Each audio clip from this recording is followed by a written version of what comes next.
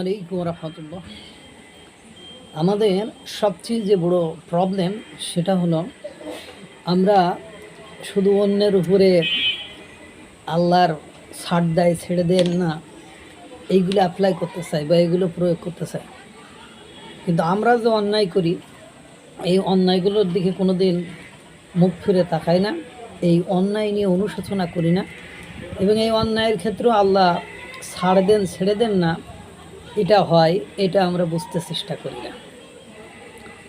আজকে জুনায়েদ আহমেদ পলক সাহেব, সাবেক মন্ত্রী, সে তাকে কোর্টে হাজির করা হয়েছিল। সে অঝরে কেঁদেছে, মানে তার এই কান্নার ছবি অধিকাংশ আপনার মিডিয়াগুলো পোস্ট করেছে বা অধিকাংশ মিডিয়াগুলো দেখিয়েছে। এখানে দেখলাম যারা আওয়ামী বিরোধী বা মানে ওই শাসনের বিরোধী, তারা বিভিন্ন ধরনের কমেন্ট করছে, অশ্রাব্য অকথ্য ভাষায় কমেন্ট করছে, এবং ওই কথাই বলছে আল্লাহ ছাড় দেন ছেড়ে দেন না।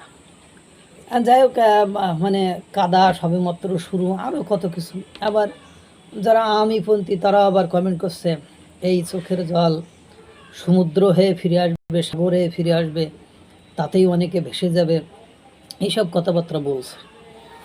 তো দেখলাম যারা আওয়ামী বিরোধী এদের কমেন্টের মাত্রা খুব বেশি, এবং তারা অশ্রাব্য অকথ্য ভাষায় কথাবার্তা বলেছে। আরে ভাই, তারা স্বৈরাচার হয়েছে। এখন জুনায়েদ আহমেদ পলক কতটা অন্যায় করেছে আমরা সেটা জানি না, কারণ জুনায়েদ আহমেদ পলকের বিরুদ্ধে যে এলিগেশন নিয়ে এসেছে তার সপক্ষে কোনো প্রমাণাদি আজ পর্যন্ত আমরাও উপস্থিত বা হাজির করতে দেখি নাই। তাকে মাসের পর মাস রিমান্ডে রাখা হয়েছে, তার কাছ থেকে কোনো তথ্যাদি আজ পর্যন্ত বের হতে আমরা শুনি নাই। তাকে যেভাবে আটকে রাখা হয়েছে, তাকে জেলেই আছে সে। এখন ঘটনা হলো যে এই 5ই আগস্টের পরে যারা ক্ষমতার প্রয়োগ করছে বা ক্ষমতা চর্চা করছে তাদের অবস্থা কী? 5ই আগস্টের পরে তারা যে কর্মকাণ্ডগুলো করেছে তাদেরও তো আল্লাহ ছাড় দিবে না, দিবে কি? যেমন আপনি 32 নম্বর ভাঙা, সারা বাংলাদেশের মুজিবের মোরাল ভাঙা, বিভিন্ন ফলক থেকে মুজিবের নাম মুছে ফেলা, মুক্তিযোদ্ধাদের নাম মুছে ফেলা, তাজউদ্দিনের নাম মুছে ফেলা, মুক্তিযোদ্ধাদেরকে খাটো করা, তাদের গলায় জুতার মালা দিয়ে জুতাপিটি করা, ডিম নিক্ষেপ করা, কাউকে লাথি মেরে মানে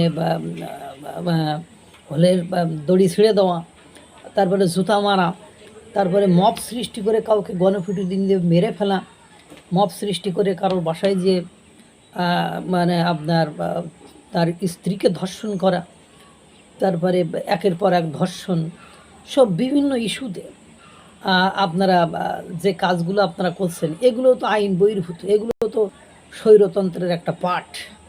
কারণ আপনি ধর্মের দিক থেকে ধরেন, বাংলাদেশের আইনের দিক থেকে ধরেন, বিশ্বের আইনের দিক থেকে ধরেন, যে দিক থেকেই ধরেন না কেন, এটা বৈধ করার কোনো সুযোগ কোনো ধর্মে বলেন, কোনো বিধান বলেন, কোনো দেশীয় বিধান, কোনো মানে কোনোভাবেই এটাকে আপনি জাস্টিফাই করতে পারবেন না। তা আপনারা যে এটা করলেন, একসময় বাংলাদেশের সকলেই ভাবতো যে এই আওয়ামী সরকার আজীবনের জন্য হয়তো বা ক্ষমতায় থেকে যাবে, 45 বছর 40 বছরের জন্য ক্ষমতায় থেকে যাবে, কিন্তু কোনো না কোনোভাবে কিন্তু তাদের পরাজয় হয়েছে, তারা ক্ষমতাচ্যুত হয়েছে। তা আপনারাও যারা আজকে ক্ষমতা চর্চা করছেন, ক্ষমতার বলে, ক্ষমতার মানে বেগে, ক্ষমতার আবেগে এইসব মব সৃষ্টি করতেছেন, মব ভায়োলেন্স সৃষ্টি করতেছেন, তাদেরও কিন্তু একদিন জুনায়েদ আহমেদ পলকের মতো কাঠগড়ায় দাঁড়াতে হবে, অঝরে কাঁদতে হবে। সেদিন কিন্তু অন্যরাও এভাবে লিখবে আল্লাহ ছাড় দেয় ছেড়ে দেন না। আল্লাহ তাআলা সকলকে ভালো রাখুক, সুস্থ রাখুক, আর আমার কথাগুলো একটু আমলে নিয়ে একটু হেদায়েত দিক। আসসালামু আলাইকুম ওয়া রাহমাতুল্লাহ।